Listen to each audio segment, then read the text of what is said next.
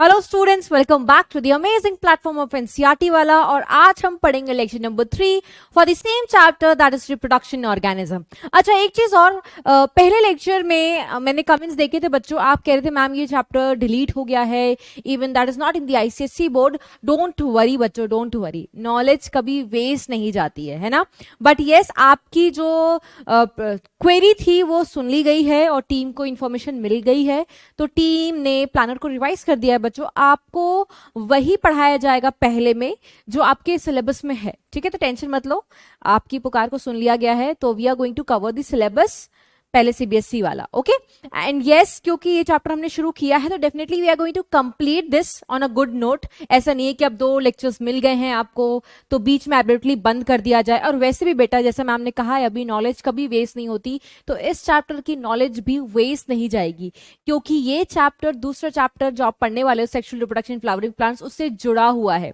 समझ लो उस चैप्टर का ये छोटा सा अंश है, द बेस है, और बेस बेटा कभी खराब नहीं जाता है, वेस्ट नहीं जाता है ना। तो टेंशन मत लो, इस चैप्टर को पढ़ लो। नेक्स्ट टीम को इंफॉर्मेशन भेज दी गई है and planner has been revised, तो टेंशन डू नॉट वरी, ठीक है, ओके। सो इसके पिछले लेक्चर में हमने पढ़ा था बेटा अबाउट द एसेक्सुअल रिप्रोडक्शन, कितने प्रकार के एसेक्सुअल रिप्रोडक्शन होते हैं, वेजिटेटिव रिप्रोडक्शन। वेजिटेटिव रिप्रोडक्शन को एसेक्सुअल क्यों कहते हैं वो भी पढ़ा था, क्योंकि बेटा उसमें कोई सेक्स सेल्स नहीं है, कोई किसी प्रकार का फर्टिलाइजेशन नहीं है, और ऐसा किस रिप्रोडक्शन में होता है, एसेक्सुअल में। उसके अलावा there is one more mode of reproduction and that is sexual, जो बहुत ही इंपॉर्टेंट है। क्यों इंपॉर्टेंट है? बिकॉज ऑफ दिस रिप्रोडक्शन हमें वेरिएशंस देखने को मिलता है, और आपको वेरिएशंस का इंपॉर्टेंस तो पता ही है। बेटर अडेप्टेशन, आप इन्वायरमेंट में बेटर तरीके से रह सकते हो, इन्वायरमेंट जैसे भी चेंज होता रहे कोई फर्क नहीं पड़ेगा, ठीक है, okay. So in this chapter what we are gonna cover, we are gonna cover the sexual reproduction. एक लाइफ साइकिल में कितने फेजेस होते हैं बच्चों, ठीक है, सेक्सुअल रिप्रोडक्शन के इवेंट्स क्या होते हैं, और 3 इवेंट्स होते हैं, और आज हम शायद से प्री फर्टिलाइजेशन इवेंट तक पहुंच जाएंगे, ठीक है। आओ स्टार्ट करते हैं बेटा। सबसे पहले हम बात करेंगे what is sexual reproduction, how it is different from the asexual. क्योंकि आप बोर्ड पॉइंट ऑफ व्यू से पढ़ रहे हो तो definitely you are going to get difference, आपको डिफरेंस बताने के लिए भी मिल सकता है ना। तो सबसे पहली बात तो मैंने आपको उस दिन बताया था बेटा कि एसेक्सुअल रिप्रोडक्शन को एम्फीमिक्सिस बोलते हैं। याद आया है ना? नहीं याद आया, पन्ना फट से पलटा जाए, ठीक है, और रिकॉल किया जाए। एम्फीमिक्सिस का मतलब होता है यहां पर मिक्सिंग होती है, यहां पर फर्टिलाइजेशन होता है, किसका? गेमीट्स का, मेल एंड फीमेल गेमीट्स का। यहां पर जर्म सेल्स इन्वॉल्व होते हैं, सेक्स सेल्स इन्वॉल्व होते हैं, दैट इज वाई इसको जर्मिनल रिप्रोडक्शन भी बोला जाता है। याद आया बच्चों? डेफिनेटली याद आ गया होगा। इसके बाद यहां पर एम्फीमिक्सिस के नाम में ही मतलब छुपा हुआ है, यहां पर फर्टिलाइजेशन मस्ट है, यहां पर फर्टिलाइजेशन इज मस्ट, ठीक है। Next, gamete formation is also must,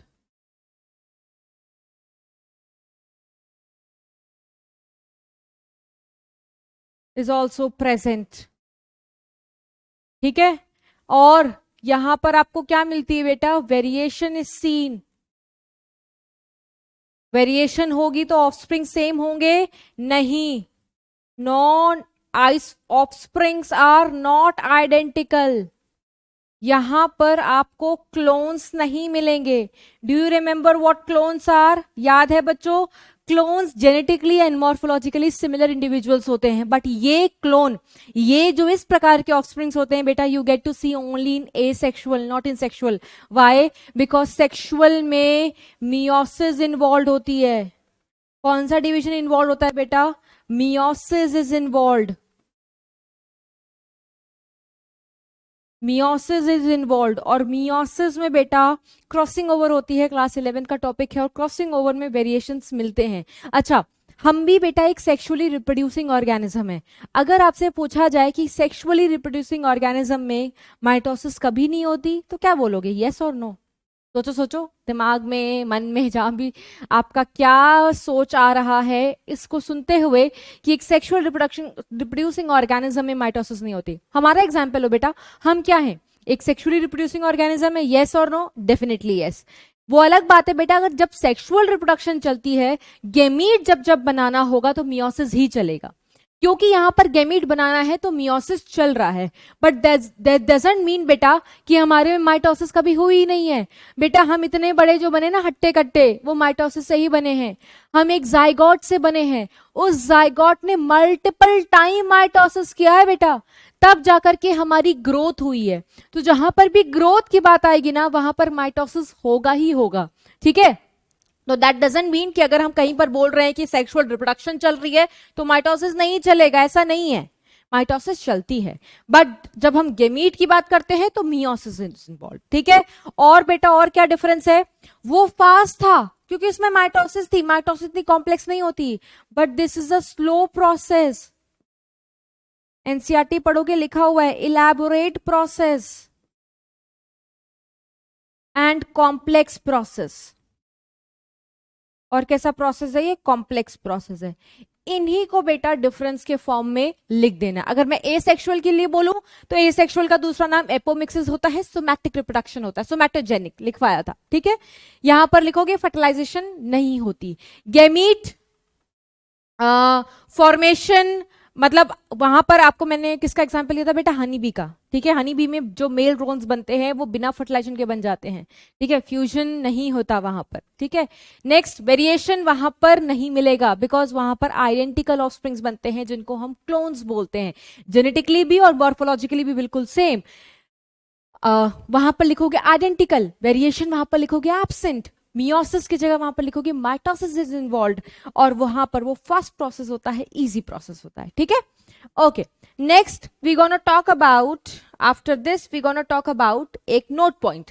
note point बेटा आप पढ़ोगे एनसीईआरटी में आपको ये मिलेगा, और इस नोट पॉइंट में क्या लिखा हुआ है, all organisms have to reach a certain stage of growth and maturity in their life cycle before they reproduce sexually. For understanding this better, let us study the different phases in life cycle of organism. बिल्कुल सही बात है बेटा, पैदा होते ही कोई organism sexually reproduction करने लगता है। अगर हम ह्यूमंस की बात करें, एक बच्चा अभी जस्ट डिलीवर हुआ है, इज इट पॉसिबल कि वो पैदा होते ही सेक्सुअली रिप्रोड्यूस करने लगे? नहीं, हर चीज के लिए एक टाइम है, एक कंडीशन है ना। जैसे अगर हम अपनी बात करते हैं बेटा, पढ़ोगे ह्यूमन रिप्रोडक्शन में, humans they have to reach a certain stage, a certain time, जिसको हम बोलते हैं प्यूबर्टी, है ना। जब हम एक प्यूबर्टी को अटेन कर लेते हैं, वो इंडिविजुअल टू इंडिविजुअल वेरी कर सकता है बच्चों, मेल टू फीमेल वेरी कर सकता है प्यूबर्टी का एज, बट पहुंचना तो हमें प्यूबर्टी तक होता है ना, उसके बाद ही एक इंडिविजुअल सेक्सुअली रिप्रोडक्शन के लायक बनता है ना। तो यहां पर भी वही लिखा हुआ है बेटा कि अगर सेक्सुअल रिप्रोडक्शन करनी है तो you will have to attain that particular stage of growth and maturity, ठीक है। और इसी को बेटर तरीके समझने के लिए we need to understand the phases in life cycle of organism, और ये सबके लिए सेम है, ठीक है, सबके लिए। मतलब ये फेज आपको हर ऑर्गेनिज्म में मिलेंगे, चाहे जानवर हो, चाहे इंसान हो, चाहे प्लांट हो। बट क्योंकि मैं आपको बॉटनी पढ़ा रही हूं, I am going to take the examples of plants only, ठीक है, पहले ही बता रखा है। Okay, so there are 3 phases in the organisms life cycle. एक है जुवेनाइल, दूसरा है रिप्रोडक्टिव, तीसरा है सेनेसेंस फेज। अच्छा, एनिमल्स में जुवेनाइल आपने सुना होगा, ह्यूमंस में आपने सुना होगा जुवेनाइल सेंटर्स होते हैं, ठीक है, बिलो 18 ईयर्स वाले एज। आप लोग ने ये जो वर्ड है बेटा, ये टीवी में, सीरीज में सब सुना हुआ है, ठीक है, स्कूल में भी पढ़ा होगा। जुवेनाइल को हम अगर प्लांट्स के लिए बोले तो इसमें इसको वेजिटेटिव फेज भी बोला जाता है इन केस ऑफ प्लांट्स, ठीक है। जब एक ऑर्गेनिज्म छोटा होता है, रिप्रोड्यूस नहीं करता, रिप्रोडक्शन की पहले की स्टेज होती है, इसीलिए इसको बेटा प्री रिप्रोडक्टिव भी बोला जाता है। क्या बोला जाता है? Pre reproductive phase.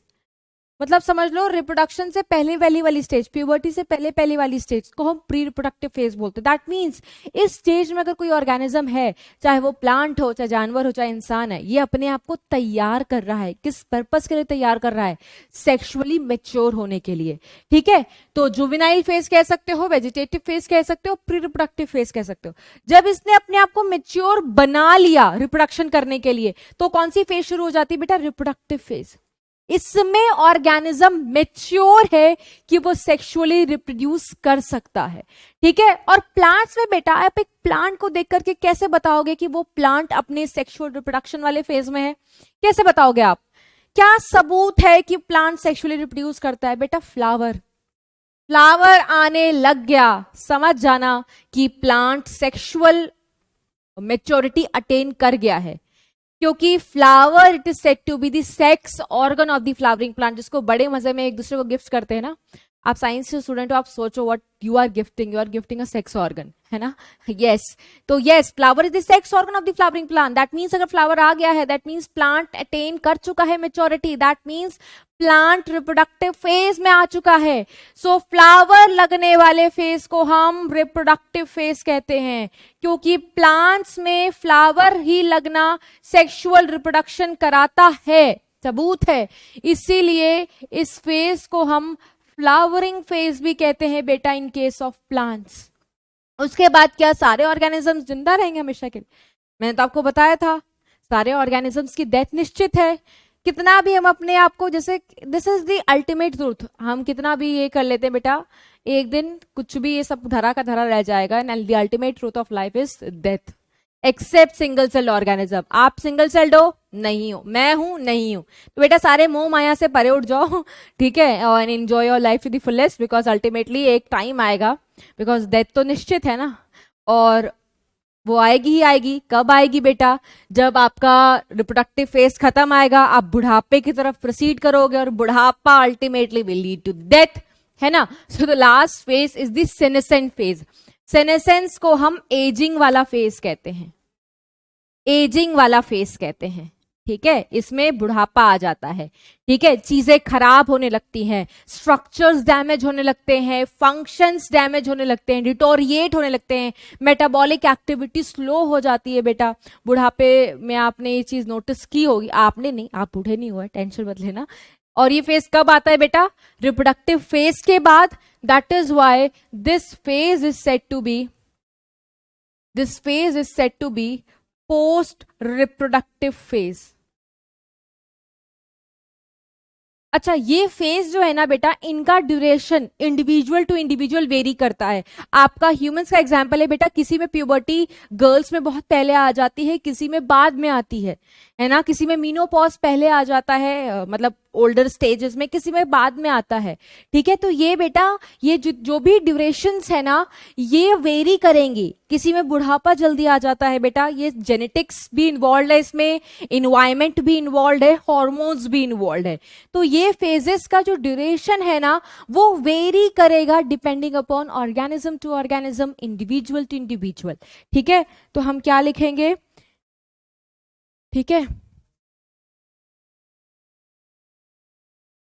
phases are of variable duration in different organism,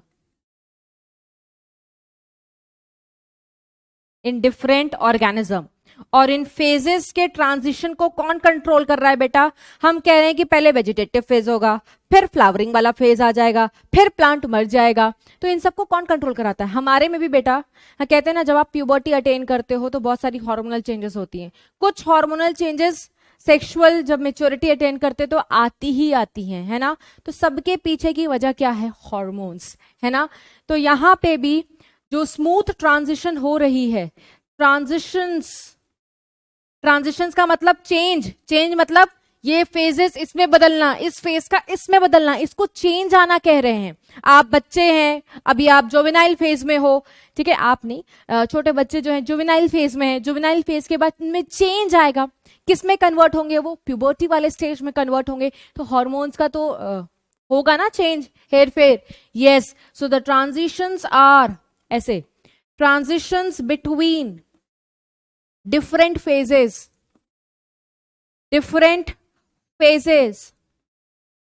are controlled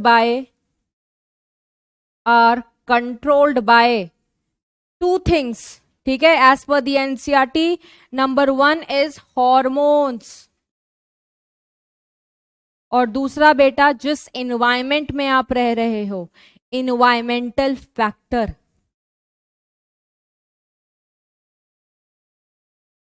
इसका भी बड़ा असर होता है। ठीक है, तो ये 3 फेजेस हैं। अब बहुत इंपॉर्टेंट फेज कौन सा होगा आपके हिसाब से? आप खुद सोचो। बुढ़ापे वाला नहीं, जुवेनाइल वाला नहीं।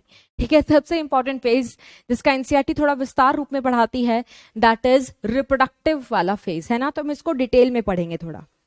तो देखो हेडिंग लिखा हुआ है रिप्रोडक्टिव फेज। रिप्रोडक्टिव फेज को हमने क्या बोला? It is also known as flowering phase. So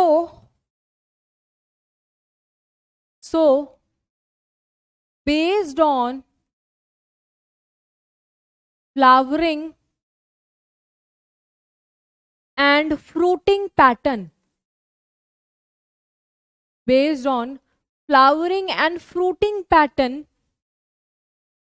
plants are of two types. Plants are of two types. कौन से 2 टाइप्स है बेटा जो आपको पढ़ने हैं? वन इज मोनोकार्पिक प्लांट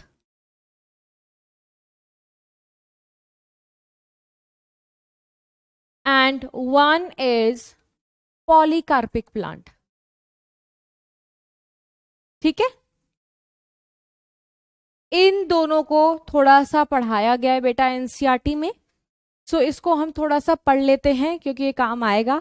ऐसा नहीं है ये वेस्ट होगा, ये डेफिनेटली काम आएगा। ठीक है, ओके। सो क्या होता है? ओके, सो मोनोकार्पिक प्लांट्स क्या होते हैं बेटा? अगर आप नाम में मतलब ढूंढोगे तो डेफिनेटली आपको मिल जाएगा। मोनो का मतलब होता है 1। ठीक है, अच्छा बच्चे कहते हैं मोनो मीन्स 1 और आगे कार्पिक लगा हुआ है तो बच्चे कहते हैं मैम एक कार्पल वाले को, जिसके पास एक कार्पल है। नहीं बच्चों, आप गलत हो जाओगे, है ना। मोनोकार्पिक का मतलब होता है वो plants that flower once in their lifetime। अपने पूरे जितना भी उनका टेन्योर है, चाहे 1 साल जिंदा रहने वाले हैं, चाहे 2 साल, चाहे 50 साल, चाहे 100 साल, कोई भी अगर प्लांट बेटा अपने पूरे जीवन वाले टाइम में एक ही बार फ्लावर करता है, ठीक है, एक ही बार फ्रूट प्रोड्यूस करता है और मर जाता है, उसको हम मोनोकार्पिक प्लांट कहते हैं। ठीक है, so after flowering what they are gonna do? After flowering they produce fruits and die, मर जाते हैं उसके बाद, है ना। तो इसमें कौन सा प्लांट्स आते हैं बेटा? मोनोकार्पिक प्लांट्स के एग्जाम्पल क्या होंगे? Examples of monocarpic plants are, इसमें हम बात करेंगे ऑल एनुअल प्लांट्स। जितने भी एनुअल प्लांट्स हैं बेटा सारे के सारे मोनोकार्पिक हैं। एनुअल का मतलब क्या होता है बेटा? जैसे आपके स्कूल में एनुअल फंक्शन होता होगा, एनुअल का मतलब 1 साल। ठीक है, आपने एनुअल इनकम सुनी होगी, एक होती है मंथली इनकम, एक होती है एनुअल इनकम, साल भर में आप कितना कमा पा रहे हो, है ना। तो एनुअल मीन्स 1 ईयर, है ना। दैट मीन्स एनुअल प्लांट कौन से प्लांट होते होंगे? जिनका लाइफ स्पैन कितने साल का होगा बेटा? 1 साल का, है ना। इसी 1 साल में वो क्या क्या करेंगे? इसी 1 साल में they will show vegetative growth. Vegetative growth का मतलब क्या है बेटा? ये प्रोड्यूस करेंगे रूट, ठीक है, they are going to produce stem और shoot and they are going to produce leaves. अगर एक प्लांट में बेटा रूट स्टेम लीव्स की ग्रोथ होती है ना, तो ऐसे ग्रोथ को हम वेजिटेटिव ग्रोथ कहते हैं, ठीक है। और उसी एक साल में they are going to show reproductive growth, they are going to show reproductive growth, they are going to show reproductive growth. Reproductive growth का मतलब क्या है? रूट स्टेम तो आ ही गया था बेटा, ठीक है, रूट स्टेम तो आ ही गया था, लीव्स भी आ चुकी थी, क्या आना रह गया था? फ्लावर। फ्लावर का आना क्या दर्शाता है बेटा? फ्लावर का आना रिप्रोडक्टिव ग्रोथ दर्शाता है, ठीक है। तो इसी एक साल के अंदर उन्होंने रूट स्टेम लीफ बनाया और फ्लावर बनाया। कितनी बार बना रहे हैं? एक ही बार बना रहे हैं। एक बार बनाने के बाद फ्रूट बनाएंगे, मर जाएंगे। तो क्योंकि इनका लाइफ स्पेन एक साल का है बेटा, कंफ्यूज मत होना, क्योंकि इनका लाइफ स्पेन एक साल का है, इसको एनुअल कहा जा रहा है। इस पूरे एनुअल टाइम में ये फ्लावर एक ही बार प्रोड्यूस कर रहे हैं, इसलिए इनको मोनोकार्पिक कहा जा रहा है, ठीक है। उसके बाद सेकेंड एग्जाम्पल है, सेकेंड एग्जाम्पल है all biennial plants, all biennial plants, ठीक है। अच्छा, एनुअल का एग्जाम्पल भी लिख देती हूँ बेटा। एनुअल वैसे आपको पता होगा, एनुअल का एग्जाम्पल होता है wheat, wheat is an annual plant बेटा, ठीक है। Rice, rice is also annual plant, एक साल से ज्यादा नहीं होता, उसी विद इन अ ईयर ये अपना वेजिटेटिव ग्रोथ शो करते हैं, ठीक है। वेजिटेटिव के बाद फ्लावर आता है बेटा, राइस आता है, राइस का ग्रेन लगता है, तो फिर तो उसको हार्वेस्ट कर लेते हो ना, मर जाता है, खत्म, मोनोकार्पिक, ठीक है। राइट हो गया, सॉरी राइट नहीं, बीच में और राइस हो गया, और मैरीगोल्ड, ये मोनोकार्पिक है। मोनोकार्पिक क्यों है बेटा? ये पूरे अपने टेन्योर में जितने साल के लिए भी खेत पर लगे हुए हैं, ठीक है, ये एक ही बार फ्लावर प्रोड्यूस करते हैं, ठीक है। एनुअल इनको क्यों कहा गया है? क्योंकि इनका ऐसा हिस्ट्री है, okay. Next, biennial plants. Biennial plants में वर्ड आ रहा है बाई। बाई का मतलब है बेटा इनका लाइफ स्पैन का टेन्योर क्या होगा? 2 साल। अब ये 2 साल में क्या करेंगे? इस 2 साल में क्या ये 2 बार फ्लावर प्रोड्यूस करेंगे? अगर ये 2 बार फ्लावर प्रोड्यूस करते तो मोनो थोड़ी कहलाते बेटा, ये तो बाई कार्पिक कहलाते, बट इनको तो हम मोनोकार्पिक कह रहे हैं। दैट मीन्स ये फ्लावर एक ही बार करते हैं, तो इनको बाई किस रिस्पेक्ट में कहा जा रहा है बेटा? ये नाम इनको इनके लाइफ स्पेन के बेसिस पे कहा गया है, बट ये एग्जाम्पल मोनोकार्पिक के हैं, जिसका ये मतलब है कि ये पूरे 2 साल में फ्लावर एक ही बार प्रोड्यूस करते होंगे। तो ये पहले ईयर में क्या करते हैं? ये सबसे अपने पहले ईयर में अपनी वेजिटेटिव ग्रोथ शो करते हैं, दैट मीन्स रूट बनाते हैं, शूट बनाते हैं और लीव्स बनाते हैं। ये कैसी ग्रोथ है बेटा? ये एक वेजिटेटिव ग्रोथ है। जब वेजिटेटिव ग्रोथ कर लेते हैं तो आपको पता है ना, वेजिटेटिव ग्रोथ के बाद कौन सी फेज आती है? Reproductive phase. तो अपने सेकेंड ईयर में, अपने सेकेंड ईयर में ये प्रोड्यूस करते हैं फ्लावर, ठीक है, एंड फ्रूट्स एंड सीड। उसके बाद ये मर जाते हैं। ऐसी ग्रोथ को हम क्या कहते हैं बेटा? Reproductive growth. उसके बाद ये मर जाते हैं। तो ये सब होने में कितना टाइम लगा? 2 साल लगा, इसलिए ऐसे प्लांट्स को बाइनियल बोल रहे हैं। बट इस पूरे 2 साल में इन्होंने फ्लावर और फ्रूट कितनी बार बनाया बेटा? फ्लावर और फ्रूट एक ही बार बनाया, दैट इज वाई इनको मोनोकार्पिक कहा गया है। तो जितने भी एनुअल हैं, जितने भी बाइनियल है बेटा, बिना एक्सेप्शन के सारे मोनोकार्पिक है। और तीसरा एग्जाम्पल है इसका, तीसरा एग्जाम्पल है बेटा few perennials. Few perennial plants. Perennial plants क्या होता है बेटा? पेरिनियल का मतलब क्या होता है? पेरिनियल का मतलब होता है एवरलास्टिंग। जैसे Ganga is a perennial river, बोलते ना रिवर है, पेरिनियल है। क्यों? क्योंकि वो बेटा बहती रहती है, वो सीजनल नहीं है, ठीक है। आपने कुछ वाटरफॉल बेटा और कुछ नदियां तभी बनते हुए देखी होंगी जब बारिशें लगती हैं, लेकिन गंगा के साथ ऐसा नहीं है बेटा। गंगा ओवरफ्लो हो सकती है बारिशों के टाइम पर, वो हमेशा ही है, वो एवरलास्टिंग है, वो पेरिनियल है, वो सीजनल नहीं है। तो हमारे प्लांट्स पेरिनियल का मतलब है हमेशा लगे रहे। जैसे आम का पेड़ एक पेरिनियल है, आम हो गया बेटा, संतरा हो गया, अंगूर हो गया, सेब हो गया। सेब के पेड़ देखे होगे तुमने, ठीक है, पेड़ तो लगा रहता है ना, ऐसा तो नहीं बार बार तुम पेड़ लगा रहे हो, पेड़ है ठीक है, उसकी लाइफ स्पैन है काफी, तो जिसकी भी 2 से ज्यादा टाइम का लाइफ स्पैन होता है उनको पेरिनियल में कंसिडर किया जाता है। अब कोई अगर प्लांट इतने टाइम तक इस धरती पे रहेगा तो ज्यादा टाइम के लिए फ्लावर और फ्रूटिंग करेगा, है ना। तो ज्यादातर पेरिनियल्स पॉलीकार्पिक का एग्जाम्पल होते हैं। कुछ ऐसे पेरिनियल्स हैं जो एक ही बार फ्लावर करते हैं, इसीलिए वो इसके एग्जाम्पल्स बन गए, ठीक है। और उनमें कौन आता है बेटा, बैम्बू, पहला एग्जाम्पल है बैम्बू। बैम्बू की जो स्पीशीज होती है बेटा, बैम्बू सबने सुना होगा, बांस का जो पेड़ होता है ना। बैम्बू की जो स्पीशीज होती है ये फ्लावर शो करते हैं, flower once in 50 to 100 years.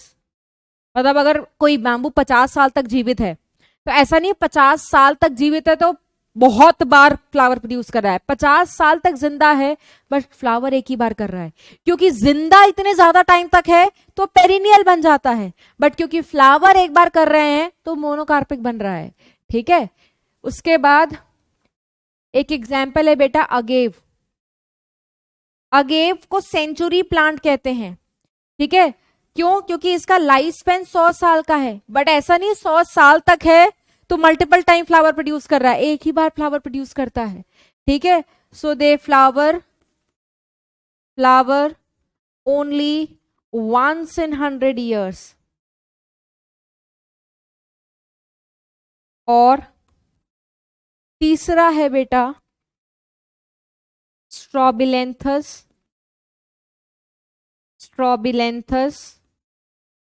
कुंथियाना। स्ट्रॉबिलेंथस कुंथियाना, इसको हिंदी में, ये तो साइंटिफिक नेम हो गया, इसको हिंदी में नीला कुरंजी कहते हैं बेटा। ये कितनी बार फ्लावर करता है, इसकी लाइफ स्पेन 12 साल की है, पर ऐसा नहीं कि 12 साल में ये मल्टीपल टाइम रिप्रोड्यूस कर रहा है। ये 12 साल लाइफ स्पेन जरूर है बट ये फ्लावर एक ही बार कर रहे हैं, तभी तो ये मोनोकार्पिक है।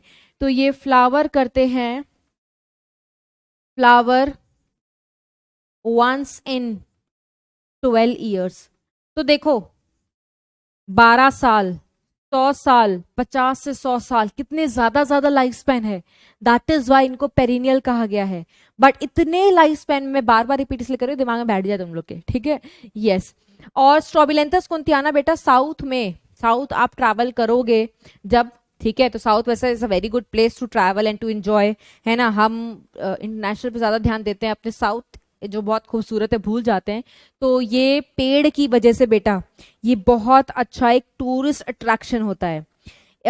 ये हर 12 साल पे बेटा इसकी फ्लावरिंग देखी जाती है, ठीक है। लास्ट टाइम पे फ्लावरिंग जैसे पुरानी एनसीईआरटी होगी तो 2006 लिखा हुआ है, 2006 में 12 ऐड करोगे 2018, ठीक है। और ये कहाँ कहाँ पर मिलता है बेटा, केरला, कर्नाटका एंड तमिलनाडु के स्ट्रेचेस में मिलता है। और क्योंकि एक ही बार फ्लावर करते हैं अपने पूरे लाइफ स्पेन में तो एक बार में मैसिव फ्लावरिंग होती है, और जब ये फ्लावरिंग होती है दूर दूर से लोग उसको देखने जाते हैं because it's a very good tourist interaction. Neela word से आपको समझ में आ रहा होगा इसके फ्लावर्स का कलर क्या होगा, तो पूरा का पूरा जो हिल है ना वो कवर हो जाता है इसके ब्यूटिफुल फ्लावर से, तो उसकी वजह से लोग आकर्षित होते हैं और बहुत अच्छा एक टूरिज्म का वो है, माध्यम है, अट्रैक्शन है, ठीक है। तो यू कैन राइट कहाँ कहाँ पर है, इट शो मैसिव फ्लावरिंग।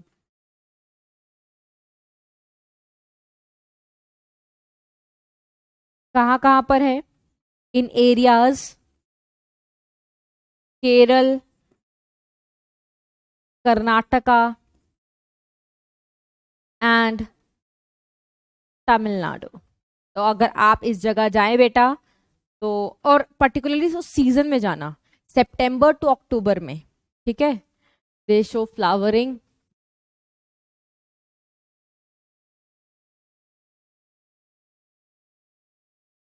तो ऐसा नहीं कि कभी भी चले जाओगे तो दिख जाएगा, इस पीरियड के टाइम पर जाना पड़ेगा, then only you can see the mass flowering वाला थिंग, ठीक है। ओके, तो हमने एक चीज सीखा, मैं आपको सिखा देती हूँ। हमने एक चीज सीखा बेटा, लाइफ स्पैन के बेसिस पर, लाइफ स्पैन के बेसिस पर 3 प्रकार के प्लांट हैं, annual, biennial and perennial. Annual का मतलब 1 साल लाइफ स्पैन, बाइनियल का मतलब 2 साल, पेरिनियल का मतलब मोर देन 2 और you can say many years. तो ये नाम लाइफ स्पैन के बेसिस पर दिया गया है, ठीक है। और फ्लावर और फ्रूटिंग के बेसिस पर, फ्लावर और फ्रूटिंग के बेसिस पर हमारे पास 2 प्रकार के प्लांट हैं, एक मोनोकार्पिक, ठीक है, ये एक ही बार फ्लावर करते हैं इसलिए मोनोकार्पिक, और जो मल्टीपल टाइम्स फ्लावरिंग करें उसको क्या कहते हैं, पॉलीकार्पिक। आओ अब पॉलीकार्पिक के बारे में थोड़ा पढ़ लेते हैं, ठीक है। सो पॉलीकार्पिक, इसमें वर्ड जो आ रहा है बेटा पॉली, पॉली का मतलब क्या होता है, मैनी। तो इसका अर्थ क्या बनेगा बच्चों, इसका अर्थ ये बनेगा plants that flowers many times in their lifetime, many times in their lifetime, in their lifetime। अगर मैं कहूं बच्चों कि सारे के सारे पेरिनियल्स पॉलीकार्पिक हैं, तो ये स्टेटमेंट सही होगा या गलत होगा, बिल्कुल गलत होगा, सरासर गलत होगा। क्यों, क्योंकि हमने 3 पेरिनियल्स तो मोनोकार्पिक में लिख दिया, अब इतना कॉमन सेंस तो है ही हमारे पास, तो ऑल तो आएगा नहीं, ठीक है। तो what we are guide, most of the perennial, most of the perennial plants, क्योंकि टाइम, इतने टाइम तक जिंदा रह रहे हैं यार, तो रिप्रोडक्शन तो करेंगे यार, ठीक है। Most of the perennial plants, जैसे आम देखा होगा बेटा, आम का बगीचे देखे होंगे आप, ऐसा नहीं है कि एक आम के पेड़ में एक ही बार फल लग रहा है, फल लगते जाता है, फल लगता है आप तोड़ लेते हो, फिर थोड़ा रेस्ट करता है, अगले सीजन में फिर फल लगता है, तो लगता है ना, लगते जाता है। संतरा, अनार, अमरूद, ये सारे क्या हैं, पेरिनियल प्लांट्स हैं, लगे पड़े हुए हैं, और मल्टीपल टाइम फ्लावरिंग भी शो करते जा रहे हैं, फ्रूटिंग भी शो करते जा रहे हैं, तो ये सारे के सारे पॉलीकार्पिक एग्जाम्पल है। फॉर एग्जाम्पल कौन कौन से, mango, apple, grape, jack fruit, orange, ये सारे के सारे क्या है बेटा, पेरिनियल प्लांट्स हैं, ठीक है। सारे के सारे क्या है, पेरिनियल प्लांट्स हैं। पेरिनियल प्लांट्स में एग्जाम्पल्स तो हमने लिख ही लिए हैं। अब पेरिनियल प्लांट्स का अगर आपसे कोई पूछे कि इनका लाइफ साइकिल का फेजेस क्या होगा, तो पेरिनियल प्लांट में सबसे पहले क्या आएगा बेटा, जुवेनाइल फेज। जुवेनाइल फेज के बाद ये क्या शो करेंगे बेटा, फ्लावरिंग। जैसे आम का पेड़ है, आम का पेड़ पहले छोटा बच्चा था, ठीक है, जुवेनाइल फेज, या आप कह सकते हो वेजिटेटिव फेज। प्लांट में वेजिटेटिव वर्ड ज्यादा बेहतर है, ठीक है। उसके बाद इन्होंने फ्लावरिंग प्रोड्यूस किया, देखा होगा जब समर का टाइम होता है तो छोटे छोटे व्हाइट कलर के फ्लावर लग जाते हैं आम के पेड़ पर, देखा होगा सबने, आम सबका पसंदीदा है, ठीक है। फ्लावर लग जाते हैं, फ्रूट वगैरह बनता है और आम बन जाता है, आम आपने तोड़ लिया। फ्लावरिंग के बाद क्या होता है, वो पूरे सीजन फ्लावर कर रहा होता है, पूरे सीजन फ्रूट लगा होता है, नहीं।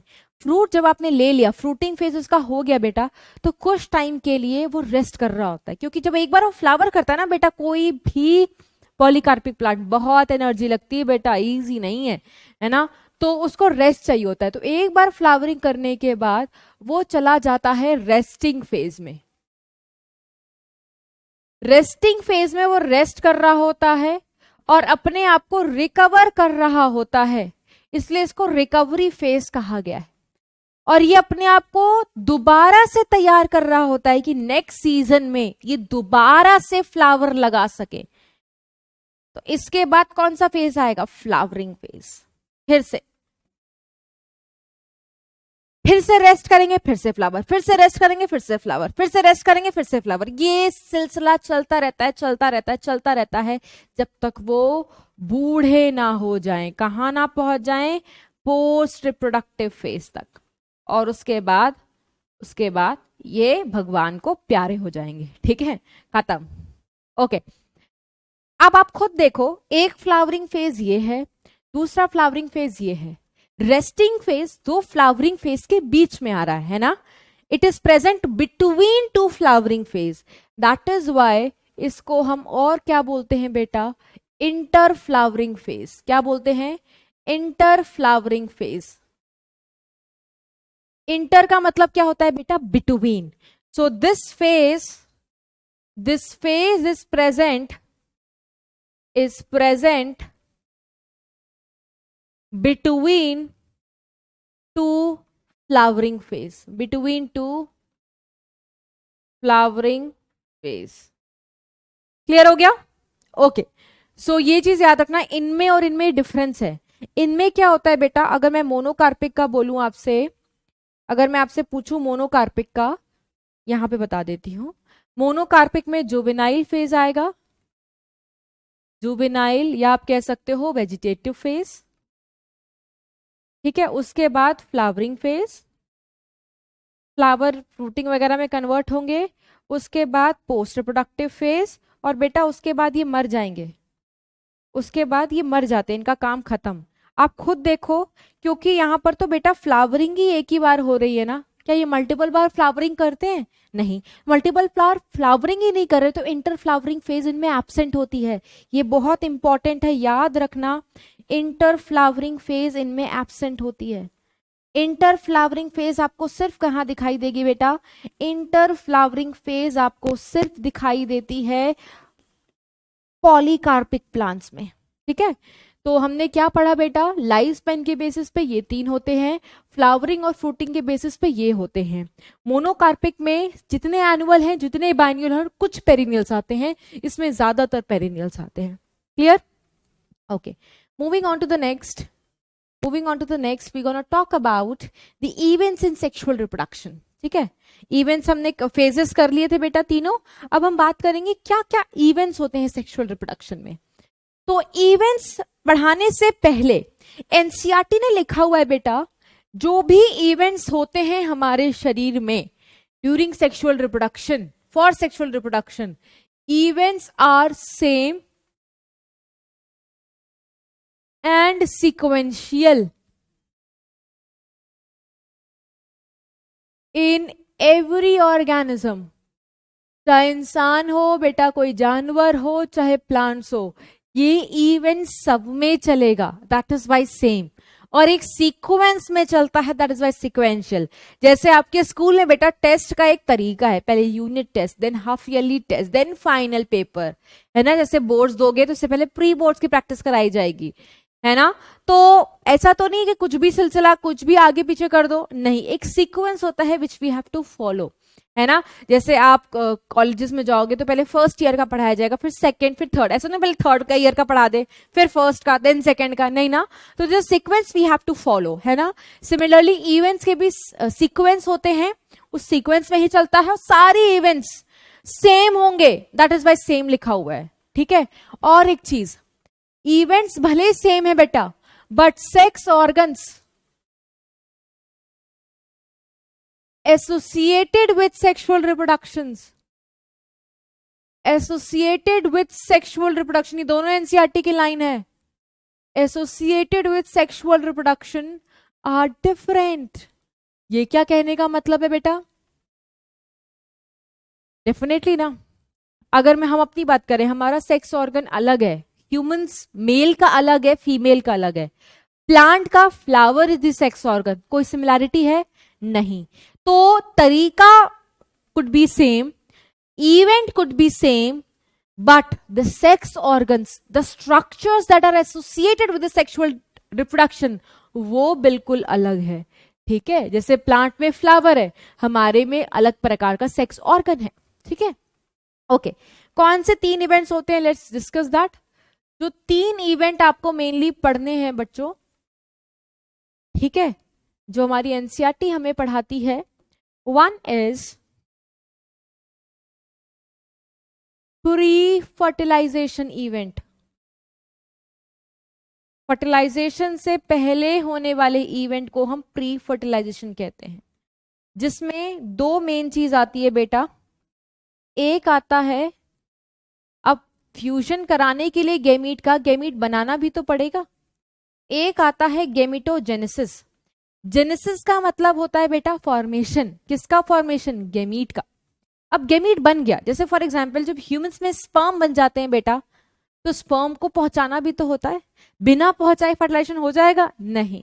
So the next step is gamete transfer.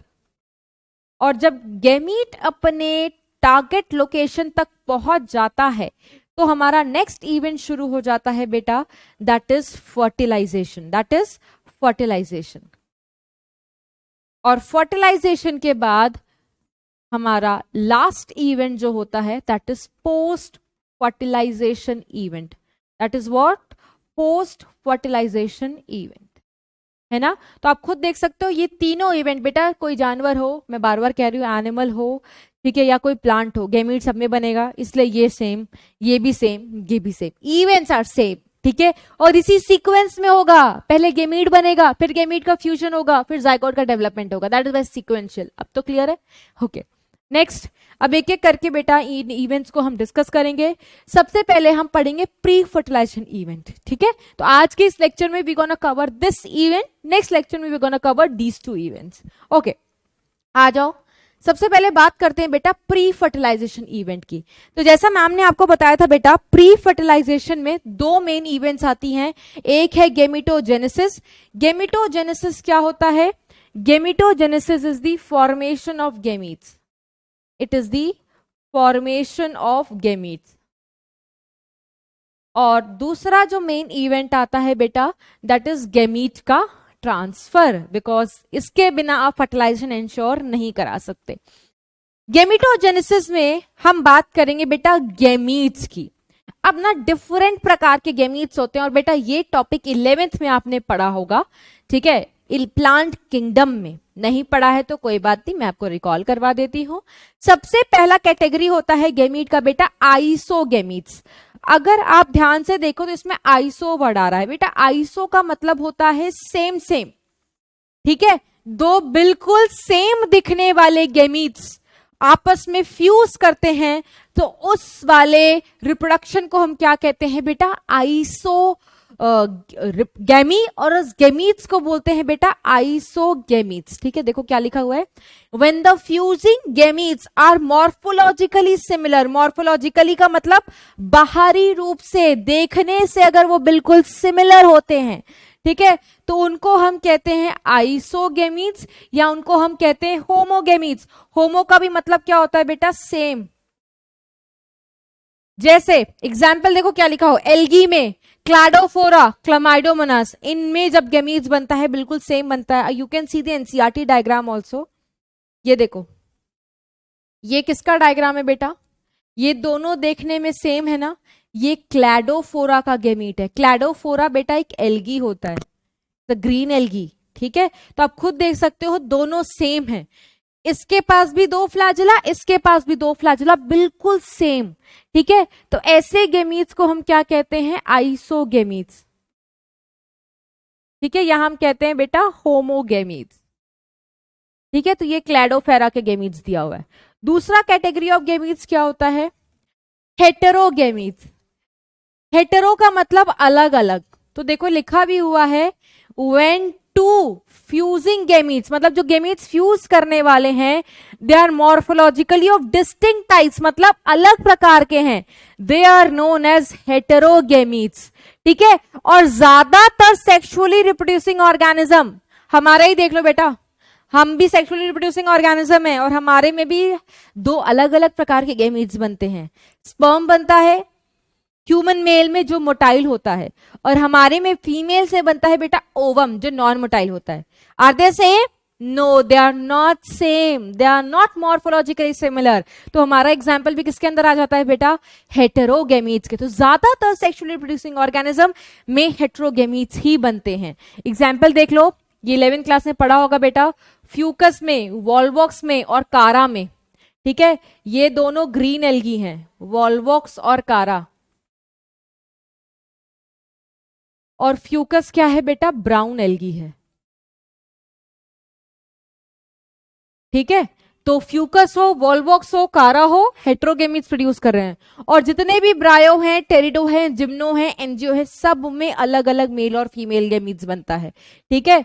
सो ये किसका एग्जाम्पल हो गया? आप एग्जाम्पल देख भी सकते हो, ये देखो, ये सेकंड किसका एग्जाम्पल? ये देखो कितना पिद्दू सा है, आप देख सकते हो ना बेटा, कितना छोटा है, ठीक है, मेल गैमीट, ठीक है। और फीमेल कितनी बड़ी है, है ना, मेल कितना छोटा, फीमेल कितनी बड़ी, तो ये किसके एग्जाम्पल हो गए बेटा, हेटेरोगेमीट्स के। किसके एग्जाम्पल हो गए, हेटेरोगेमीट्स। किसके, ये फ्यूकस का दिया हुआ है, ब्राउन एल्गी का एग्जाम्पल एनसीईआरटी में हमारे लिखा हुआ है विद डायग्राम। ये बेटा फीमेल का ओवा है, ये ह्यूमन है, ह्यूमन का ओवा है फीमेल का, और ये बेटा देखो स्पर्म है। तो आप देख सकते हो सेम नहीं है, तो ये भी किसका एग्जाम्पल है बेटा, हेटेरोगेमीट का। तो होप आपको समझ में आ गया होगा बेटा कि होमो और हेटेरो का मतलब क्या होता है। होमो मतलब सेम सेम, हेटेरो मतलब डिफरेंट डिफरेंट। ठीक है, ओके नेक्स्ट। उसके बाद देखो एक और चीज लिखी हुई है एक नोट पॉइंट में। नोट पॉइंट में ये लिखा हुआ है कि इन ऑर्गेनिजम्स में जो मेल गैमीट होता है और फीमेल गैमीट तो अलग अलग है ना, तो इनका नाम भी है। मेल गैमीट को हम क्या कहते हैं, एंथ्रोजॉइड या स्पर्म, और फीमेल गैमीट को हम क्या कहते हैं बेटा, एग या ओवम। क्या बोलते हैं बेटा, एग या ओवम। ठीक है, ओके नेक्स्ट। सब कुछ बेटा कौन से इवेंट में पढ़ रहे हैं अभी हम, प्री फर्टिलाइजेशन इवेंट में। और प्री फर्टिलाइजेशन इवेंट में सबसे पहले हम क्या पढ़ रहे हैं, गेमिटोजेनेसिस। तो अभी हमने सबसे पहले देखा गैमीट्स किस प्रकार के हो सकते हैं। ठीक है, moving on to the next. अब बेटा गैमीट वगैरह बनेगा तो सेल डिवीजन वगैरह भी लगेगा। तो आओ एक एनसीईआरटी का स्क्रीनशॉट भी डिस्कस कर लेते हैं इसके रिगार्डिंग कि क्या क्या सेल डिवीजन चलती है। ठीक है, क्या क्या सेल डिवीजन चलती है during the formation of gametes. Clear है, ठीक है। फटाफट ये पेज खोल करके बैठ जाओ बच्चों, फटाफट ये पेज खोल लो so that we can discuss it accordingly, है ना। आपको फटाफट डिस्कस करा दूं और ये टॉपिक खत्म करें और फिर आगे चलेंगे। Okay so let's read out cell division during gamete formation. ये हमारी अब अगली हेडिंग है। ये भी हम किसके अंदर पढ़ रहे हैं, प्री फर्टिलाइजेशन इवेंट के अंदर। Okay so gametes in all heterogametic species are of two types, namely male and female gametes, है ना। और मेल का नाम एंथ्रोजॉइड या स्पर्म और फीमेल का नाम एग या ओवा। गेमीट्स हमेशा क्या होते हैं बेटा, हैप्लॉइड होते हैं। दो the parent body from which they arise may be either haploid या डिप्लॉइड। ठीक है, गेमीट बेटा हमेशा हैप्लॉइड होंगे, भले जिस पेरेंट बॉडी से वो बन रहे हैं वो हैप्लॉइड डिप्लॉइड चलेगा, but gametes are always haploid. उसके आगे देखो क्या लिखा हुआ है, a haploid parent body produces gamete by mitotic division. Does this means that meiosis never occurs in organism that are haploid. इसका क्या आंसर होगा, सोचो सोचो, बताऊं मैं, चलो बता देती हूँ।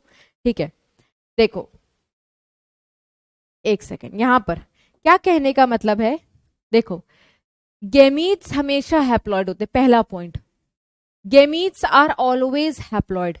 हैप्लॉइड का मतलब पता है बेटा, जब एक ऑर्गेनिज्म के पास वन सेट ऑफ क्रोमोसोम होता है। ठीक है, जेनेटिक्स में और डिटेल में पढ़ाऊंगी, बट अभी इतना समझो, गेमीट्स आर हैप्लॉइड। ठीक है, हैप्लॉइड को हम डिनोट करते हैं बेटा एन से।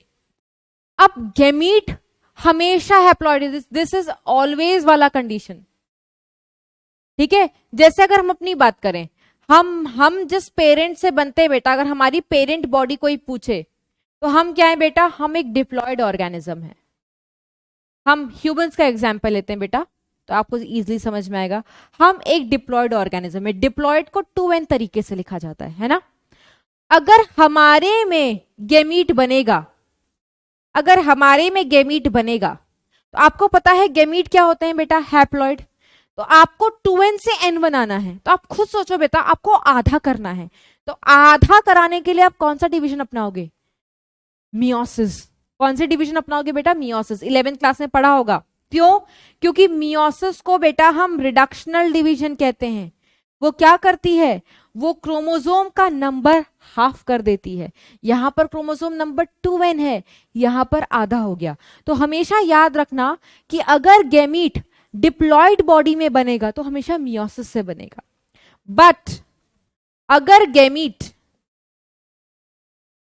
किसी हैप्लॉयड बॉडी में बन रहा है, मान लो एल्गी, एल्गी है या फंजाई है बेटा, इनकी जो बॉडी होती है ना वो हैप्लॉयड होती है।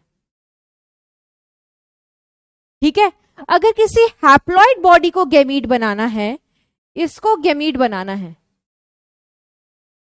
तो क्या इसमें भी तो मियोसिस करा दोगे बेटा, इसमें भी मियोसिस करा दोगे तो n/2 होगा। गैमीट कभी फ्रैक्शन में बनेगा नहीं ना। तो हमेशा रटना मत कि गैमीट्स हमेशा मियोसिस से बनते हैं, नहीं, गैमीट मियोसिस से भी बन सकता है बेटा और माइटोसिस से भी बन सकता है। इसमें माइटोसिस क्यों कर रहे हैं? क्योंकि माइटोसिस को हम इक्वेशनल डिवीजन कहते हैं। इक्वेशनल डिवीजन क्यों कहते हैं?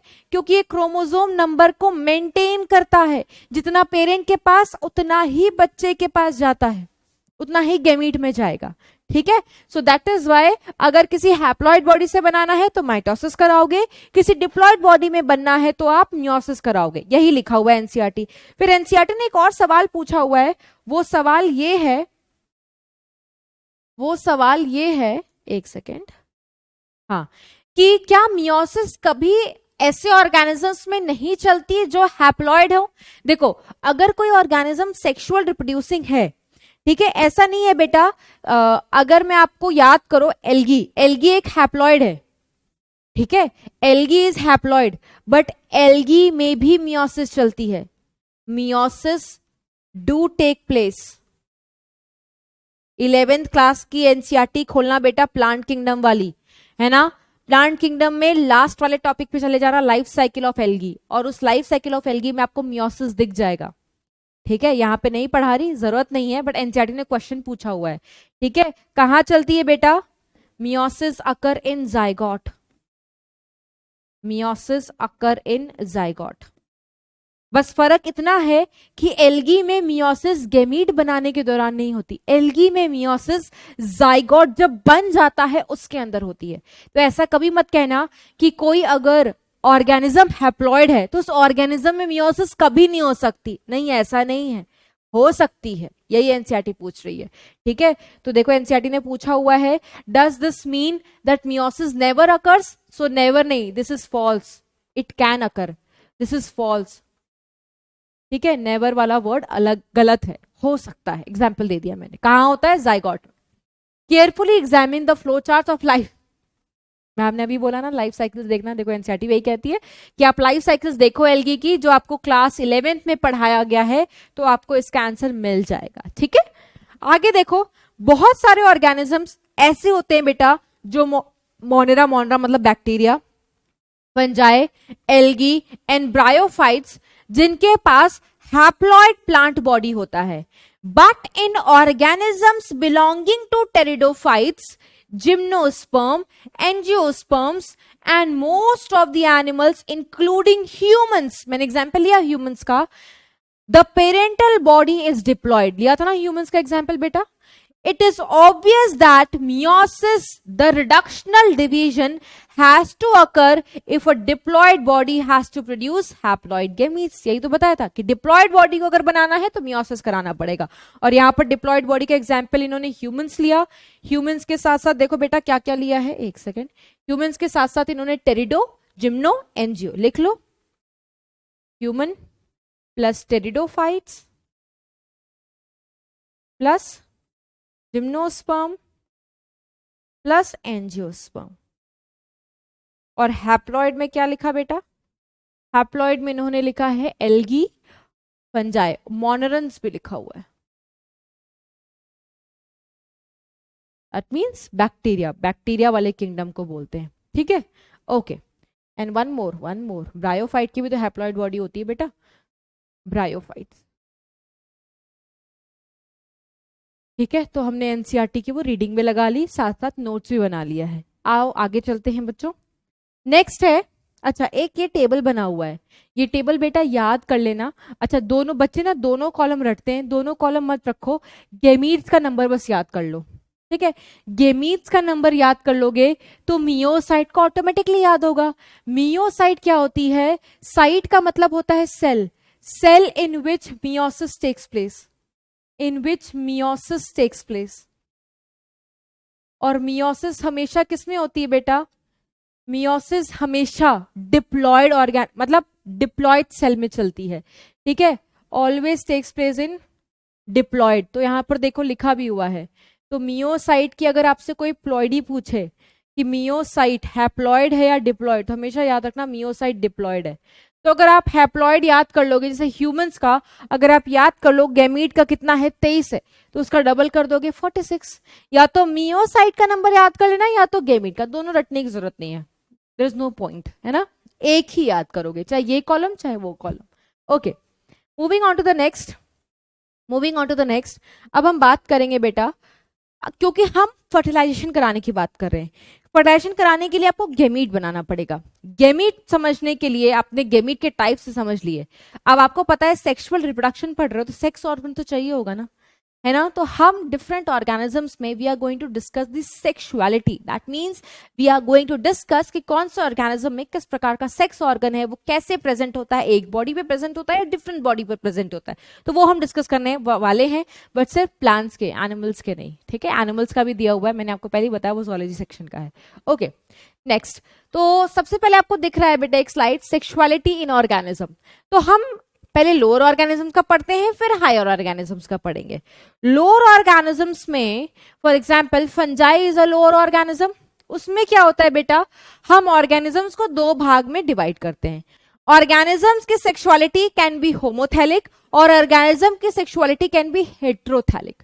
क्या मतलब है होमो का, क्या मतलब है बेटा, होमो का मतलब होता है सेम। थैलिक वर्ड यहां किससे आ रहा है बेटा, थैलस से। थैलस क्या होता है बेटा, जैसे फंजाई में, फंजाई की बॉडी को थैलॉइड बॉडी कहा गया है। जो एल्गी होती है लोअर प्लांट, उसमें भी हम यही बोलते हैं, ठीक है। तो थैलस उनकी बॉडी से रिलेट करता है। तो होता क्या है इनमें, अगर आओ लिखते हैं, इफ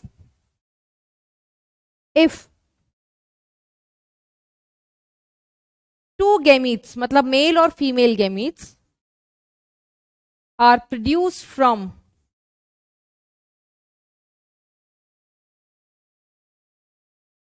सेम पेरेंट या थैलस, ऐसे ऑर्गेनिज्म को हम बोलते हैं बेटा होमोथैलिक। हेटेरोथैलिक में क्या होगा बेटा, hetero means different. If two gametes are produced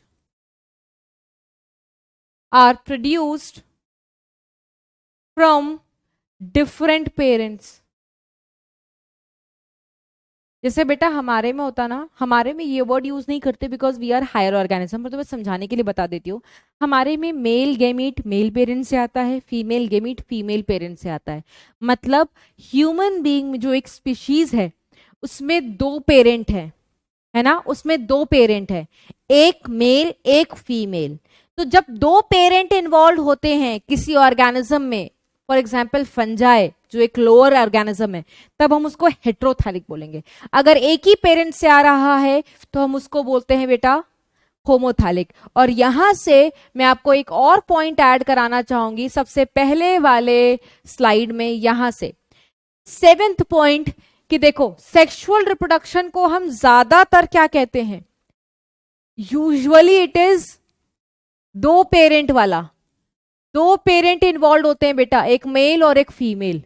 but क्या ये कहना सही होगा कि हमेशा ही दो पेरेंट्स सेक्सुअल रिप्रोडक्शन कराएंगे, नहीं। अभी आपने देखा ना होमोथैलिक वाली कंडीशन, तो it can be uniparental as well, can be uniparental as well. But ज्यादातर क्या चलता है, ज्यादातर दो पेरेंट्स ही होते हैं, जैसे ह्यूमंस में भी दो पेरेंट है, ठीक है। ओके, आगे चलते हैं बच्चों, आगे चलते हैं, सुंदर सुंदर नोट्स बनाते हुए आगे बढ़ते हैं, आगे बढ़ते हैं। यस, तो homothallic heterothallic in higher organism में, for example if I talk about higher plants, तो हायर प्लांट्स का सेक्स ऑर्गन क्या होता है, जो हम बहुत खूबसूरती से इसको एक्सप्लॉइट करते हैं, that is flower. Yes, that is flower, sex organ is flower. अब फ्लावर बेटा क्लास 11th में पढ़ा होगा, फ्लावर कैन बी यूनिसेक्सुअल और फ्लावर कैन बी बाइसेक्सुअल। अगर बाइसेक्सुअल होता है तो सिंबल हम ऐसे और ऐसे दोनों वाला लगाते हैं। यूनिसेक्सुअल, अगर मेल फ्लावर है तो ऐसे और फीमेल फ्लावर है तो ऐसे। अब ये यूनिसेक्सुअल और बाइसेक्सुअल का मतलब क्या है तो समझ लो, 11th का भूल गए होगे तो। यूनिसेक्सुअल में क्या होता है, देखो एक फ्लावर है, देखते जाना बेटा।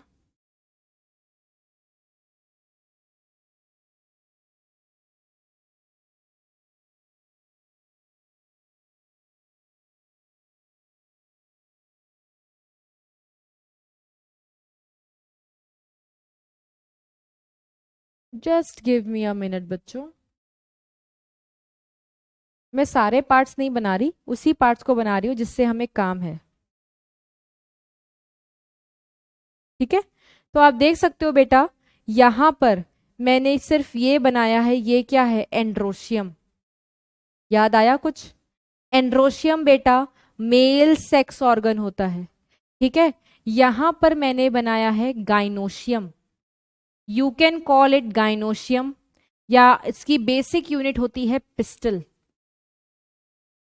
ठीक है, तो यहां पर मैंने सिर्फ गाइनोशियम बेटा फीमेल पार्ट होता है, तो आप देखो यहां पर सिर्फ फीमेल मौजूद है, यहां पर सिर्फ मेल मौजूद है।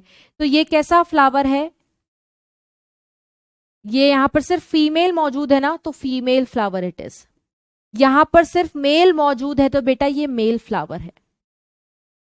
ठीक है, तो यहां पर एक ही सेक्स ऑर्गन मौजूद है, यहां पर भी एक ही सेक्स ऑर्गन मौजूद है। तो जब किसी फ्लावर में बेटा एक ही सेक्स ऑर्गन मौजूद हो तो उसको क्या बोलते हैं? यूनी। यूनी का मतलब होता है only one sex organ is present, only one sex organ is present, और वो sex organ either male, that means androecium, और female, that is gynoecium is present.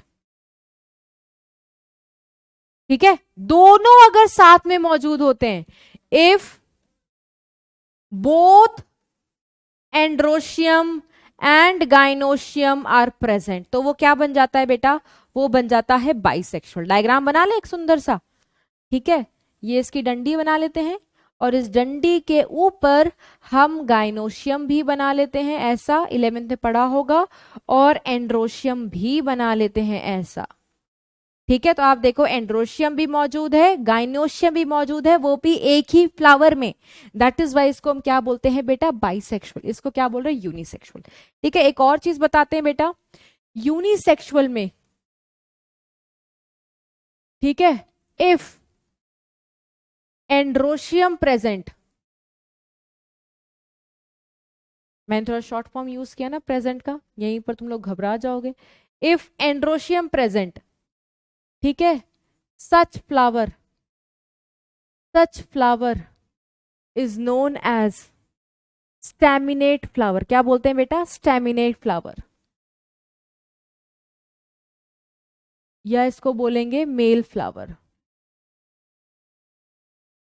ठीक है, एंड यूनिसेक्सुअल में इफ गाइनोशियम प्रेजेंट, तो सच फ्लावर is known as पिस्टलेट, क्योंकि pistol इसकी basic unit होती है, 11th क्लास में पढ़ा होगा।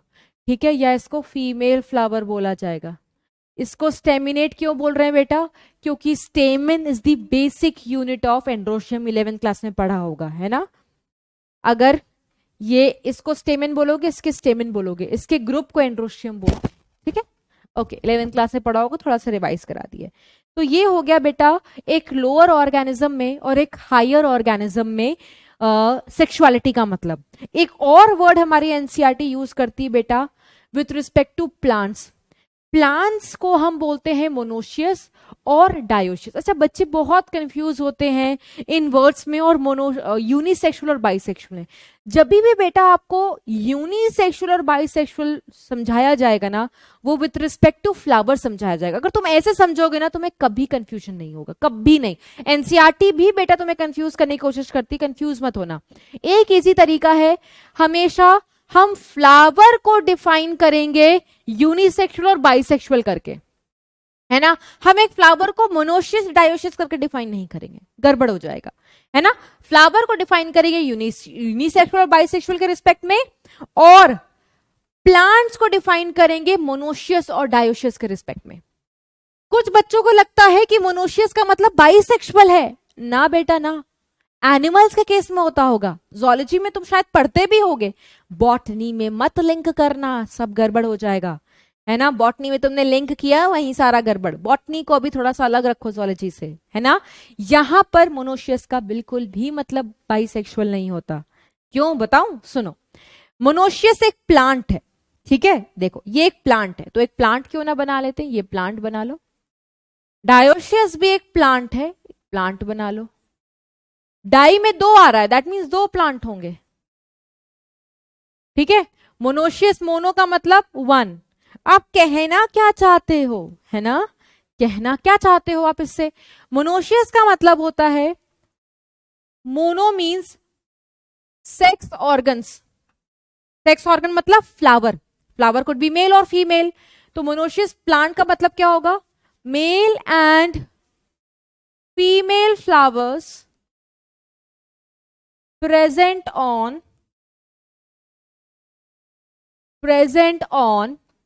same plant। देखो मैंने सिर्फ फ्लावर नहीं लिखा, मैंने मेल और फीमेल लिखा है।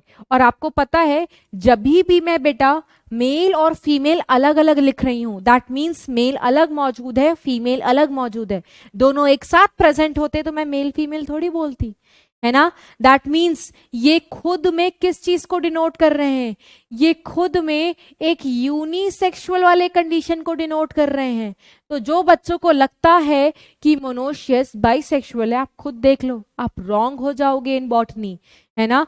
तो एक प्लांट है, इस प्लांट को हम मोनोशियस तब बोलते हैं जब मेल फ्लावर भी हो इसी पर और फीमेल फ्लावर भी हो इसी पर, ठीक है। मेल फीमेल एक ही घर में है, एक ही प्लांट में है, ठीक है। मेल फ्लावर कहने का मतलब है इस वाले फ्लावर के पास सिर्फ एंड्रोशियम लगा हुआ है, और फीमेल फ्लावर कहने का मतलब है इस वाले के पास सिर्फ गाइनोशियम लगा हुआ है। यहां पर गाइनोशियम वाला फ्लावर है, यहां पर एंड्रोशियम वाला फ्लावर है, बट अलग अलग हैं। तो मेल और फीमेल अलग अलग है बट प्लांट एक है, तो इसीलिए मोनोशियस कहा गया है। डायोशियस में क्या होता है बेटा, डायोशियस में दो प्लांट है, एक प्लांट पर सिर्फ मेल फ्लावर लगेगा और एक प्लांट पर सिर्फ फीमेल फ्लावर लगेगा। जिस पर मेल फ्लावर लगता है वो मेल प्लांट, जिस पे फीमेल फ्लावर लगता है फीमेल प्लांट। जैसे पपीता, पपीता में दो प्लांट होते हैं बेटा, एक मेल और फीमेल, ये मेल गैमीट बनाएगा, ये फीमेल गैमीट बनाएगा, है ना। तो जैसे हमने बोला था ना कि हेट्रोथैलिक में भी दो गैमीट दो अलग अलग पेरेंट्स से आते हैं, बट जब हम बड़े ऑर्गेनिजम्स की बात करें, वो वर्ड तो छोटे ऑर्गेनिजम्स के लिए था ना, अब प्लांट्स तो बड़े ऑर्गेनिज्म है, हायर ऑर्गेनिज्म है, तो वहां पर हम हेट्रोथैलिक वर्ड का ना इस्तेमाल करके डायोशियस वाली चीजों का इस्तेमाल कर रहे हैं, ठीक है। ओके, नेक्स्ट एग्जाम्पल लिख लो बेटा, पपाया, डेट पाम, खजूर, ठीक है। यहां पर आप लिख सकते हो castor, coconut, cucurbits. I hope अब आप कंफ्यूज नहीं होगे, ठीक है। और इसको डिफाइन कैसे करोगे, male and female flowers are present on two different plants,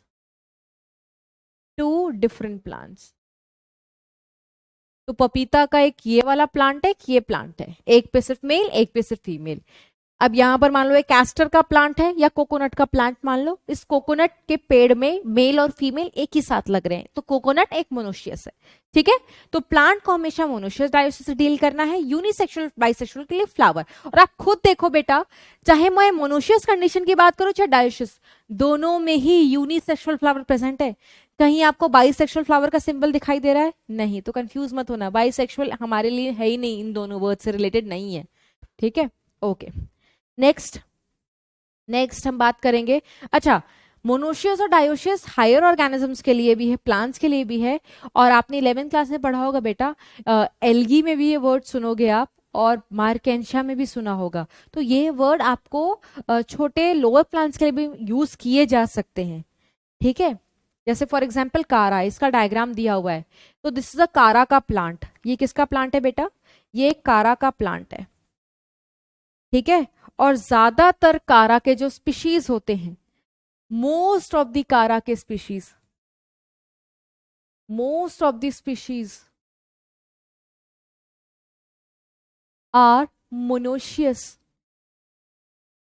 that means plant एक ही होगा और इसी एक प्लांट पे बेटा मेल और फीमेल दोनों दिखाई देंगे। अब देखो प्लांट एक ही है, इतने से प्लांट को बेटा जूम करके थोड़ा दिखाया गया है, इतने से हिस्से को देखो जूम करके दिखाया गया है, तो ऐसा दिखाई दे रहा है ना। इसमें आपको इस ब्रांच के ऊपर फीमेल सेक्स ऑर्गन है जिसको हम ओगोनियम बोलते हैं, और नीचे के तरफ मेल सेक्स ऑर्गन है जिसको एंथ्रीडियम कहा गया है। आप खुद देख सकते हो बेटा, मेल और फीमेल सेक्स ऑर्गन एक ही पेड़ पर है, दैट इज वाई कारा इज मोनोशियस। समझ में आया? ठीक है। यहां पर देखो फ्लावर्स नहीं थे, तो यूनिसेक्सुअल बाइसेक्सुअल का वर्ड भी हम इस्तेमाल नहीं कर रहे हैं।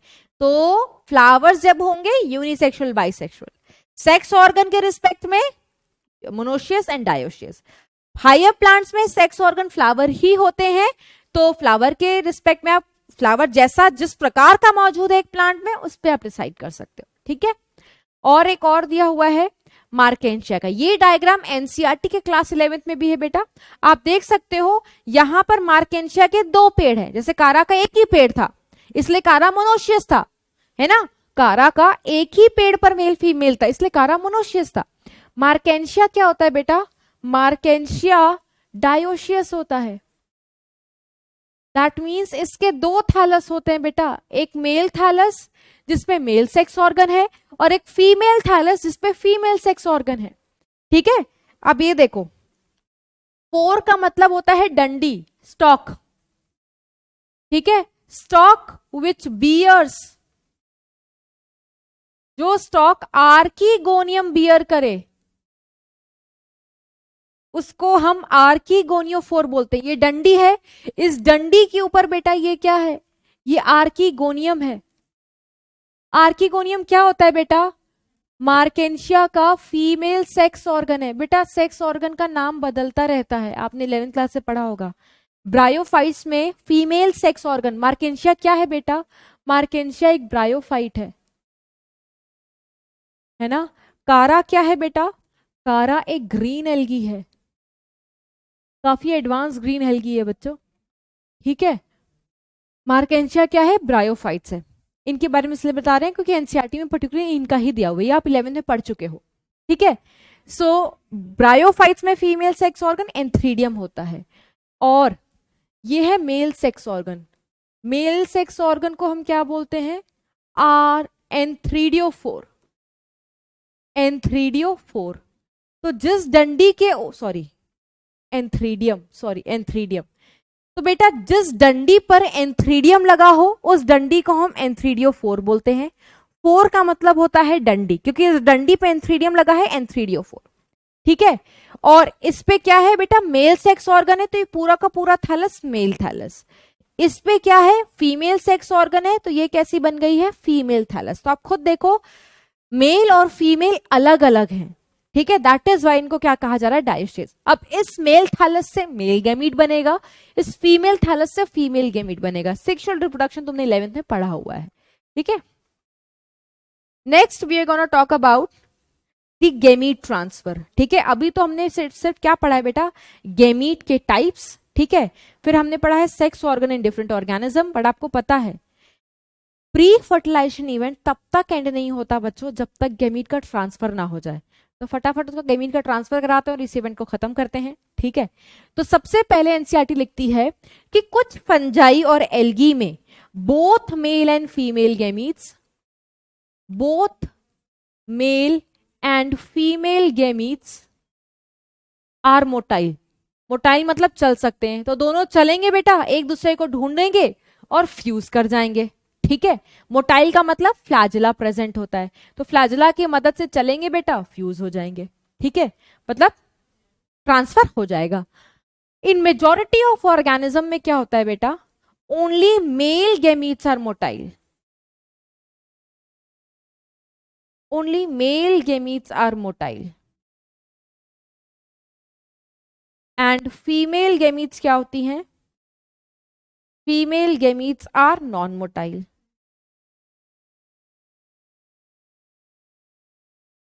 मोटाइल का मतलब सिर्फ मेल के पास फ्लैजिला है बेटा, फीमेल के पास फ्लैजिला नहीं. दैट मीन्स फीमेल नहीं चल सकती, फीमेल स्टेशनरी है. चलेगा सिर्फ कौन? ट्रांसफर करने में सिर्फ मेल गेमीट्स हेल्प करेगा. जहां जहां पे मोटाइल है बेटा, वहां वहां पे डेफिनेटली क्या प्रेजेंट है? फ्लैजिला प्रेजेंट है. ठीक है, और जहां जहां पे फ्लैजिला प्रेजेंट होगा, फ्लैजिला ही मदद करेगा ट्रांसफर कराने में. और फ्लैजिला प्रेजेंट है तो इनको चलने में किसकी मदद लगेगी? they takes the help of water. they takes the help of water. तो जहां जहां पे भी बेटा गेमीट्स मोटाइल होते हैं, वहां पानी की मदद लगती है गेमीट का ट्रांसफर कराने में. तो 11th क्लास में पढ़ा है ना बेटा, एल्गी में, ब्रायो में, ब्रायो मतलब ब्रायोफाइट्स, ठीक है, टेरिडोफाइट्स, इन सब में बेटा गेमीट्स क्या होते हैं? मोटाइल. एटलीस्ट मेल गेमीट्स तो मोटाइल होता ही है. Therefore water is used for gamete का ट्रांसफर. अब आप खुद सोचो बेटा, आप किसी चीज से स्विगी से कुछ मंगाते हो तो आपको पता है कि कहाँ का सामान कहाँ भेजना है. हमारे पास वो सेंस है, ठीक है. हम एक बहुत ही एडवांस सोशल ऑर्गेनिज्म, एनिमल है. बट एक पानी को थोड़ी पता है, पानी तो हवा से ले जा सॉरी बहाव से ले जाएगी, फ्लो से ले जाएगी. उसको थोड़ी पता है कि वहां पर है फीमेल तो वहीं छोड़ के आओ. ऐसा तो है नहीं. तो जाहिर सी बात है कि इसमें बहुत सारा लॉस हो सकता है ना. इस लॉस को कंपनसेट करने के लिए बहुत ज्यादा number of male gametes release किए जाते हैं. तो नोट पॉइंट में लिखते हैं, male gametes are released more in number, released more in number to compensate the loss. कि मान लो यार इतना ज्यादा प्रोड्यूस करोगे बेटा, एक का दुख का लॉस भी हो गया, इधर उधर चला गया, जहां जाना था वहां नहीं भी जाए तो कोई फर्क नहीं पड़ेगा. इसलिए सेना ही ज्यादा तैयार करो, ठीक है. इसलिए मेल गेमीट्स का number as compare to female gametes ज्यादा ही होता है, ठीक है, कि उनकी चांस को इंक्रीज कर दो, ठीक है. तो ये भी एनसीईआरटी में एक लाइन लिखी हुई है. ये तो बेटा हमने नॉन सीड वाले प्लांट्स की है, इनमें सीड नहीं बनता, ठीक है. बट उन प्लांट्स का क्या होगा जिनमें सीड्स बनता है? और सीड्स किस में बनता है बेटा? सीडेड प्लांट्स कौन से होते हैं? Gymno and angiosperm. जिम्नोस्पर्म में और एंजियोस्पर्म में क्या होता है?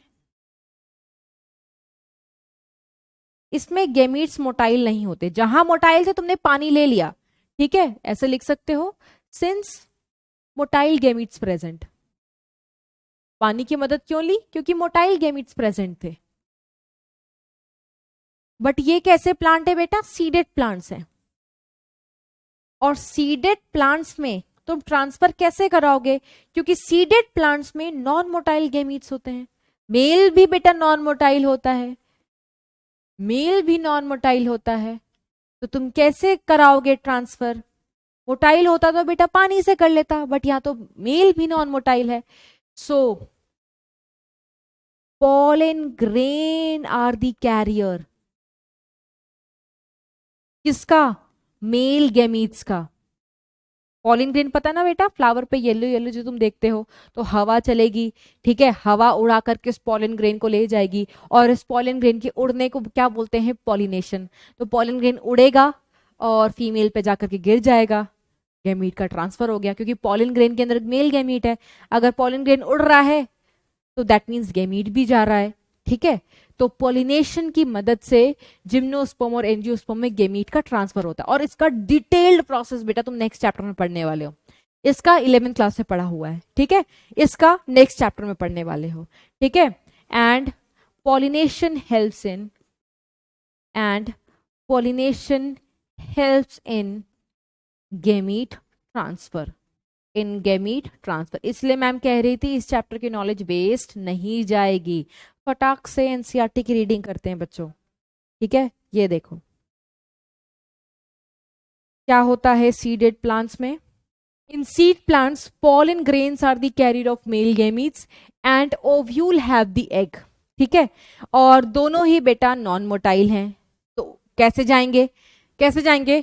pollen grains जो प्रोड्यूस्ड होते हैं बेटा एंथर्स में, therefore have to be transferred to the stigma। Stigma female part होता है बेटा और एंथर मेल पार्ट होता है। एंथर स्टिग्मा सब कुछ पढ़ोगे नेक्स्ट चैप्टर में, थोड़ा बहुत आइडिया होगा, 11th क्लास में पढ़ा होगा। एंथर एंड्रोशियम का पार्ट होता है, स्टिग्मा गाइनोशियम का पार्ट होता है, ठीक है। Before it can lead to fertilisation. Bisexual में क्या होता है बेटा, सेल्फ फर्टिलाइजेशन प्लांट्स हो सकते हैं। जैसे अगर कोई फ्लावर बाइसेक्सुअल है, ये देखो, ये देखो, this is a bisexual flower, सब कुछ पढ़ोगे बेटा नेक्स्ट क्लास में। ये एक बाइसेक्सुअल फ्लावर है, ठीक है। इसको बोलते हैं बेटा एंथर, ठीक है। और ये क्या है बेटा, एंड्रोशियम, मतलब ये ओवरऑल क्या है, एंड्रोशियम, ठीक है। और ये क्या है बेटा, ओवरऑल गाइनोशियम। गाइनोशियम में ये क्या है बेटा, स्टिग्मा। कुछ याद आया 11th क्लास में। अब आप खुद देख सकते हो गाइनोशियम एंड्रोशियम एक ही फ्लावर में है, तो ये बाइसेक्सुअल फ्लावर है। तो एक बाइसेक्सुअल फ्लावर यहां पर मटर का एग्जाम्पल लिया हुआ है, पी, है ना। इनमें क्या होता है बेटा, वैसे तो डिटेल नेक्स्ट चैप्टर में पढ़ोगे, इनमें क्या होता है देखना। अब आपको पता है पॉलिन ग्रेन कहां बन रहा है इसके अंदर, ये पॉलिन ग्रेन है। ये क्या है बेटा, पॉलिन ग्रेन। पॉलिन ग्रेन के ही अंदर मेल गैमीट है, ठीक है। अब पॉलिन ग्रेन तो चलेगा नहीं, वो मोटाइल तो है नहीं, तो पॉलिन ग्रेन एंथर फटता है और पॉलिन ग्रेन उड़ता है, और उड़ करके बेटा यहाँ स्टिग्मा के ऊपर जो कि एक फीमेल पार्ट है उस पर गिर जाता है। तो मेल फीमेल के पास चला गया, तो ट्रांसफर तो हो गया ना। ट्रांसफर किसने कराया, ये उड़ने वाले प्रोसेस को बेटा हम पॉलिनेशन बोलते हैं, जो आप नेक्स्ट चैप्टर में पढ़ने वाले हो। अगर पॉलिन ग्रेन्स अपने ही फ्लावर पे गिर जाए तो इसको सेल्फ फर्टिलाइजेशन कहा जाता है, सेल्फ पॉलिनेशन कहा जाता है, क्योंकि उड़ा और उड़ करके अपने ही स्टिग्मा पे गिर गया, अपने ही फ्लावर पे गिर गया, तो सेल्फ पॉलिनेशन इट इज, ठीक है। तो यही लिखा हुआ है, सेल्फ पॉलिनेशन, सेल्फ फर्टिलाइजेशन भी कह सकते हो।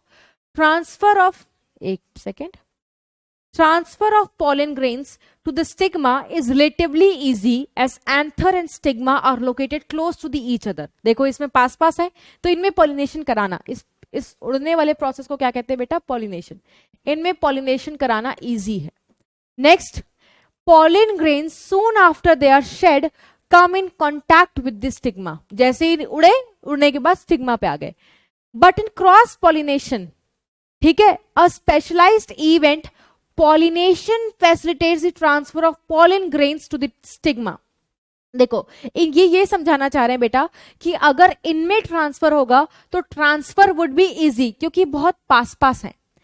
पर ऐसा इसका मतलब ये नहीं बेटा पास पास होंगे तो उसको पॉलिनेशन नहीं कहते हैं। आप ये बहुत डिटेल में पढ़ोगे क्लास नेक्स्ट चैप्टर में कि पॉलिनेशन सेल्फ पॉलिनेशन भी हो सकता है जब फ्लावर सेम हो, क्रॉस पॉलिनेशन होता है जब फ्लावर दो अलग अलग है।